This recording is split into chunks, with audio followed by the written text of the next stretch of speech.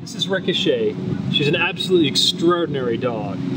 Ricochet has superpowers, physical, emotional, and spiritual. She can balance on a surfboard. She's an extraordinary surfer. She's won all kinds of competitions. But her real superpower is perhaps her intuition, her ability to understand what we need and provide exactly that need. I've never met a dog like this. Ricochet transforms lives. She's able to know exactly what they're feeling. She's affected millions of people. She's inspired people to do things they never even thought were possible. Pretty darn special. Okay, 20 minutes, right? When I first got her and first wanted her to be a service dog, that was my goal. After that, once I saw her surfing with Patrick that day and she was finally able to tell me what she was here to do, from that point on, I just listened and I don't have a goal.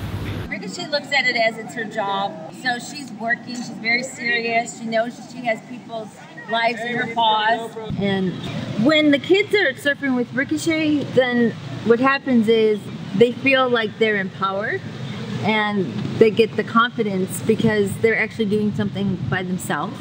The kids were on the board all alone with Ricochet and she was balancing it. And there were some kids that actually stood up and you know the parents were watching them, so they were able to show off to their parents. It gives them so much independence and just to be able to do something on their own. So Serenity, how was it surfing with Ricochet? She did awesome. She did awesome? Was it fun? Yeah. Yeah? Would you do it again? Yeah. Yeah? Can you do this? Right on! The way I describe Ricochet these days is I say she balances sports and she balances lives. Because she does the physical aspect of surfing, where she does balance the board for the people and kids that she surfs with, and she adjusts the way she surfs based on their disability. But then there's so much more that goes on in that interaction that she is actually balancing their lives too. It's the full being of a person that she's able to touch. And the biggest healing she does is emotional and spiritual. You know, there's some really deep connection and you could just see it. Where she's able to really change a person's life. And I've seen that happen time and again. She's just not like a normal dog. She actually, like, the way she looks, the way her senses, very, very heightened, especially with people with any kind of disorder, disease. She just knows who's broken. She knows that those kids need her in one capacity or another. She can just pick it up. I could put her in a room with 100 people that all look the same and only one would be sick, but you wouldn't be able to tell, and she'd walk right in and go right to the person. She just does it. She's intuitive and she can actually feel what people are feeling, so she could feel their pain, she could feel their anxiety, their turmoil, and she can give them whatever they need. So a lot of times she takes on the feelings. She doesn't keep them. She's learned on her own how to let it go, but she's still taking it all in and then giving her good energy out.